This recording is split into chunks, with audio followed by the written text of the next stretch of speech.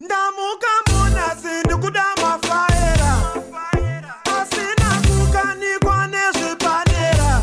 Ndoda nyaya dzechokwadisa kandi trust nobody. Mishonga udhana nemurume wako every day. Chine imi kudaro nemagi. Apa iwo voice rako ndonenge riri padenga kudai. Chakuti zvinini piso semukadzi. Every time pese patentato pabonde anenge achingonetsa una nzeve. Una nzeve. Andina kumbodonza. Una nzeve. Ndambozvidonza ndese. Ndakatozondivhunza tamumba mukuta kwa una nzeve. Newe magi waite kusvika pazirisi. Tuzviziye. Nzeve dzakakosha mai mwana. Kosheiko? Nzeve ndokuti musha imire. Unonzwa? Misha yese urikuona yakamira inzeve idzodzidzi. Aiwa iyo nhamo yeku. Nhamo yekuita sei? Kana.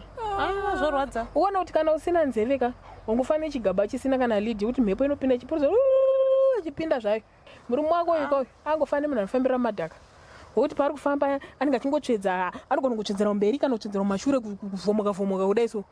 Nzeve dzine grip dzinobata. Kuona? Dzinoita kuhorodha kudai so. Auna nzeve dzinobata kuita grip kudai.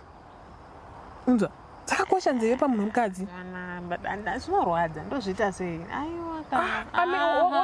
Otomhirina, otomuka pakati peusiku wobata wovhima zvinonzi zvimaremare zvimabeti. Zvokuita sena? Ochikanganga kusvikira chatsva madota acho wakambona pano kamwa mombe. Tanga kukama. Ndichitsema aiwa ndozvinomisa misha. Aiwa kana. Murume wako kurunzi nhasi abuda enda anosangana naye nenzeve. Munosara naye. Ndaendi.